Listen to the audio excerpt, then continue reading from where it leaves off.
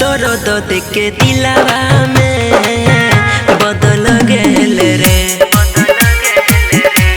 दर्द देके दिलवा में बदल गेल रे।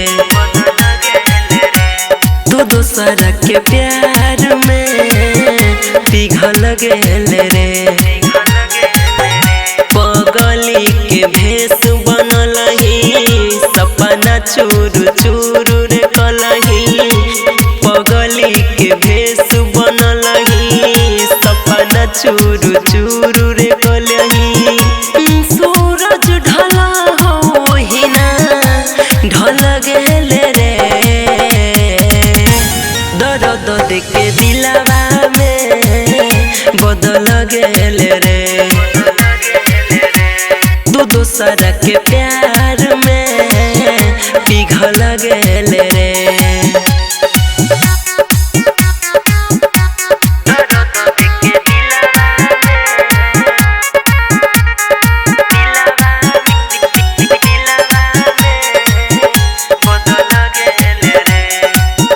अरे तोर देले दिल जे न टूटई दर्पण।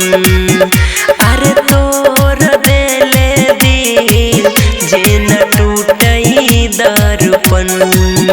हम कहियो न सोचले रहियै धोखा देबही सनम। हेरे कवन रहौ मजबूरी रे जान बना लेनी दूरी रे। प्यार में हमारा कनाई के खुश न रहे देवही तू रे। सोचले न रहियै छोड़ के चल जइमी रे।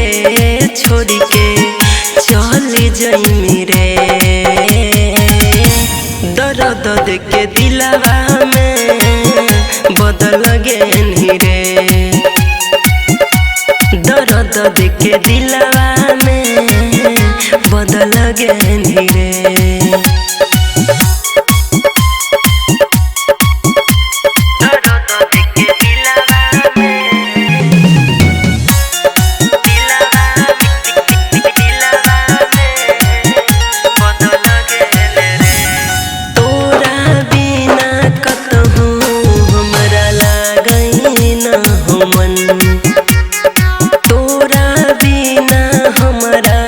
कतहु लागा हो न मन। याद हमर जब आई तौरे देखली हे बाड़ा कनई तौरे। रंजन रोहित जाई के कर से बतिया बताई तौरे। डोली के डोली जहिया चल जही तौरे।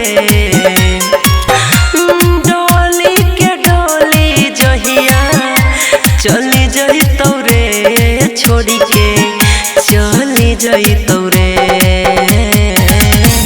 दर्द देके दिलवा में बदल गेल रे। तू दोसरा के प्यार में